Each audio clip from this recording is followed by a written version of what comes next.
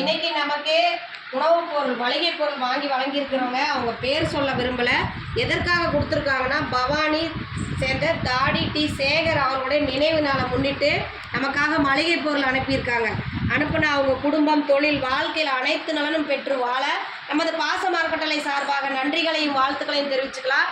இந்த ஸ்பான்சரை வாங்கி கொடுத்த நம்ம அண்ணா பொதுநல அமைப்பை சேர்ந்த மோகன்ராஜ் அண்ணா அவர்களுக்கும் நமது பாச அறக்கட்டளை சார்பாக நன்றிகளையும் வாழ்த்துக்களையும் தெரிவிச்சுக்கிறோம்.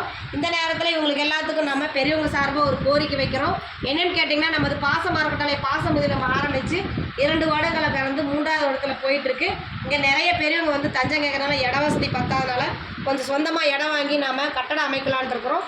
அதுக்கு அவங்களால முடிஞ்ச உதவி செஞ்சு தருமாறும், அவங்க மட்டும் இல்லாத அவங்களுக்கு தெரிஞ்ச இடத்துலலாம் இந்த மாதிரி ஒரு முதியோர் இல்லம் இருக்குது, அவங்களுக்கு சொந்தமாக ஒரு கட்டடம் அமைக்க போகிறாங்க, அதுக்கு அவங்களால முடிஞ்ச உதவி செஞ்சு தரலான்னு சொல்லி இந்த நேரத்தில் எங்கள் பெரியவங்க சார்பாக கேட்டுக்கிறோம். எங்களுக்கு உணவுக்காக மளிகை பொருள் வழங்கிய அனைத்து நல்லுள்ளங்களுக்கும் நன்றிகளையும் வாழ்த்துக்களையும் தெரிவிச்சுக்கிறோம். வாழ்க